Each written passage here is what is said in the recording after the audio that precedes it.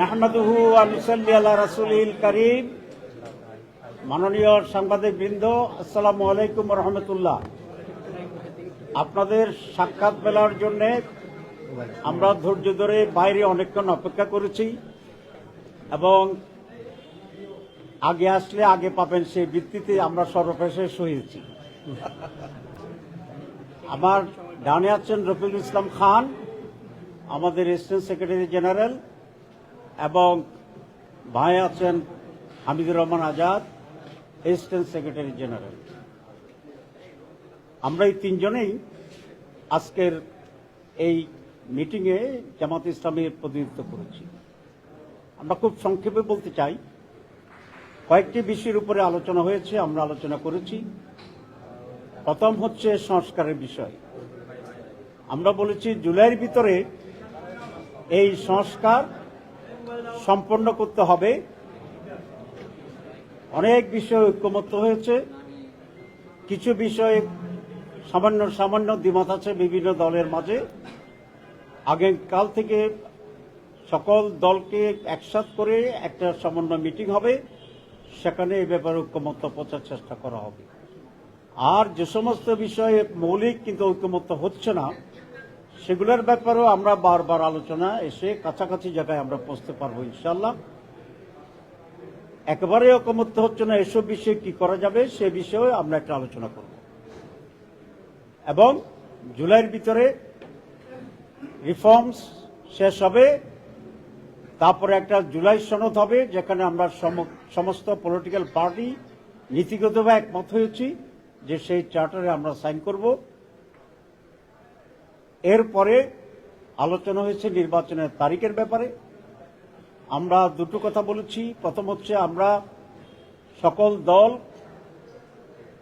আমরা ডক্টর মোহাম্মদ ইউনূস প্রধান উপদেষ্টার প্রতি আমাদের আস্থার কথা পুনর্ব্যক্ত করেছি এবং ওনার নেতৃত্বেই একটি সফল, সুন্দর, সুষ্ঠু নির্বাচন হবে এবং নির্বাচন হোক, আমরা এটা চেয়েছি, এটা ওনাকে বলেছি। নির্বাচনের ডেটের ব্যাপারে তিনটি বক্তব্য আসছে। মাননীয় প্রধান উপদেষ্টা বলেছেন ডিসেম্বর টু জুন, কিছু পলিটিক্যাল পার্টি বলেছেন ডিসেম্বর, আর আমাদের পক্ষ থেকে আমরা বলেছি জুন এবং মে মাস আবহাওয়াগতভাবে নির্বাচন অনুষ্ঠানের জন্য উপযোগী নয়।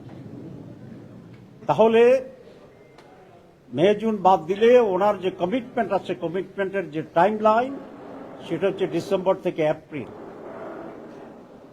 এর মাঝে একটি রোজা আছে এবং আমরা বলেছি আমরা এর ভিতরেই আপনি একটা ডেট ঘোষণা করবেন। আমরা এ ব্যাপারে খুব রিজিড হতে চাই না, আমরা ফ্লেক্সিবল, এবং আপনাকে কোনো ডেট আমরা নির্দেশও দিতে চাই না, ডিক্টেটও করতে চাই না। আপনি আমাদের সেন্টিমেন্ট অবশ্যই আজকে প্রকাশ পেয়েছে, আপনি বুঝেছেন।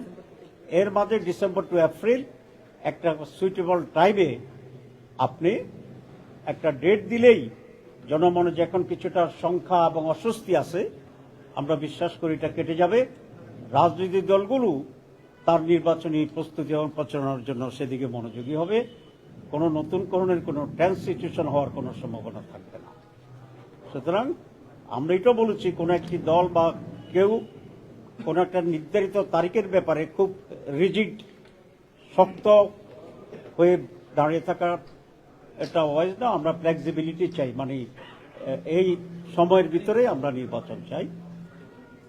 এরপরে যে কথাটি আমরা বলেছি সেটা হচ্ছে নির্বাচনের ব্যাপার। কারণ সব কিছুর মূলত হচ্ছে একটা সুষ্ঠু, অবাধ এবং স্বচ্ছ নির্বাচন। আমরা দুটো তিনটি পয়েন্ট সেখানে আনছি।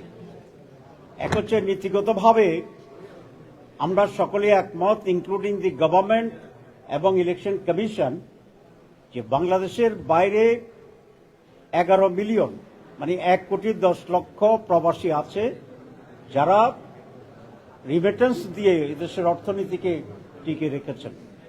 সুতরাং তাদেরকে ভোটে অংশগ্রহণ করার সুযোগ দিতে হবে এবং নীতিবাহী ইলেকশন কমিশন এটা রাজি হয়েছে। এটা জামাত ইসলামের অন্যতম একটা প্রধান দাবি। কিন্তু সারা পৃথিবী ছড়িয়ে থাকা মানুষগুলো কিভাবে ভোট দেবে, কোন কোন দেশে কতগুলো বুথ হবে, তারপরে সেখানকার গভর্নমেন্টের সাথে আন্ডারস্ট্যান্ডিং হবে, কারণ রেসপেক্টিভ গভর্নমেন্টের তো কপারেশন লাগবে। এই ব্যাপারে যে একটা কর্মযোগ্য শুরু হয়ে যাওয়া উচিত, ইলেকশন কমিশনের তৎপরতায় আমরা সেটা তেমন লক্ষ্য করছি না। আমরা বলছি তারা একটু স্লো, এই বিষয়ে সরকার যেন যথাযথ মনোযোগ দেয়।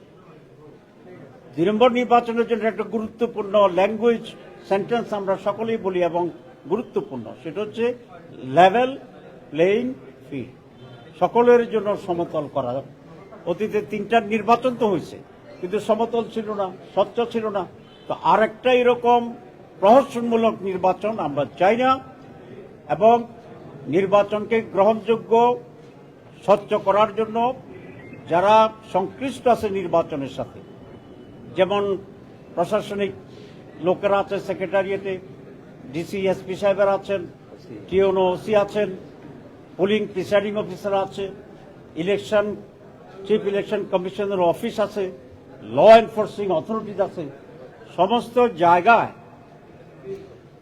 যেন একটি স্বচ্ছতা নিয়ে আসে, আগে থেকে কাজ করে দ্রুতভাবে একটা লেভেল প্লেইং ফিল্ড যেন তৈরি হয়, এবং সেরকম একটা উৎসব মুখর পার্টিসিপেটরি একটি নির্বাচন আমরা চাই। তার জন্য সরকারকে এই দুটি জায়গায় গুরুত্ব দিতে হবে। একটা হচ্ছে বিদেশি প্রবাসীদের ভোটের ব্যাপারে অ্যারেঞ্জমেন্ট, আর একটা হচ্ছে লেভেল প্লেইং ফিল্ড, সকলের জন্য সম অধিকারের যে জায়গাটি, এবং এটা নির্বাচনের অনেক আগেই করতে হবে যাতে নির্বাচনের ব্যাপারে কনফিডেন্স ফিরে আসে, এবং তার ভিতরে আইনশৃঙ্খলা পরিস্থিতি আছে, সেটা আমি বলেছি যে স্টেক হোল্ডার যারা আছেন, এই সব বিষয়ে যেন একটা উন্নত এবং বিশ্বস্ত আস্থার যে বিষয়টি আছে সেই বিষয়টি যেন পূর্বাহ্নে প্রতিষ্ঠিত করতে পারে। তাহলে মানুষের ভিতরে ডেট নিয়ে সংখ্যা কেটে যাবে, এবং নির্বাচন যে সুষ্ঠু হবে, নির্ভয়ে সকলে আনন্দের সাথে নির্বাচন গ্রহণ করতে পারবে।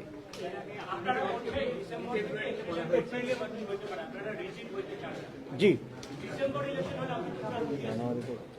আমরা বলেছি যে প্রধান উপদেষ্টা তার সার্বিক প্রস্তুতি যে প্রিকন্ডিশন আমরা দিয়েছি, সংস্কার, লেভেল প্লেইং ফিল্ড, প্রবাসীদের ভোটের যে অ্যারেঞ্জমেন্ট, এই সব কিছুকে সুচারুভাবে সম্পন্ন করে ওনারা ডিসেম্বর থেকে এপ্রিলের ভিতরে যে কোনো সময় উনি নির্বাচন দেন, আমরা সেটার ব্যাপারে একমত আছি।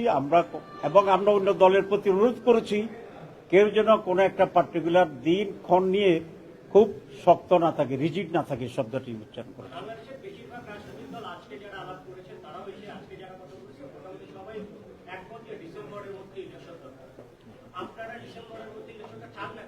আমি যে কথা বলেছি এর ভিতরে জবাব আছে। Thank you.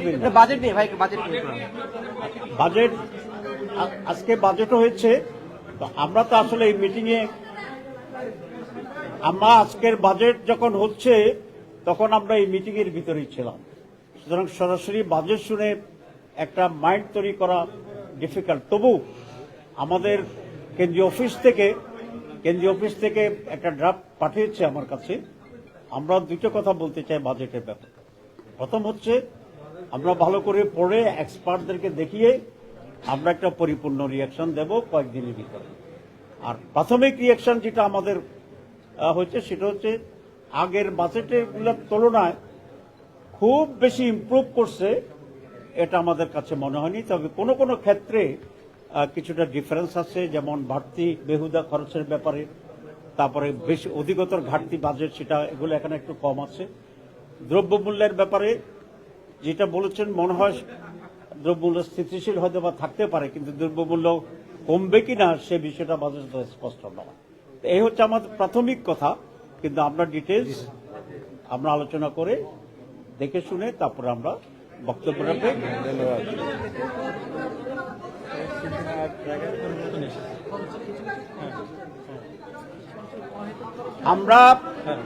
আমরা নির্বাচনে এই টাইম লাইনের ভিতরে যদি নির্বাচন হয়, সেরকম নির্বাচনের জন্য আমরা প্রস্তুত এবং প্রস্তুতি নিতে থাকবো। সবাইকে ধন্যবাদ।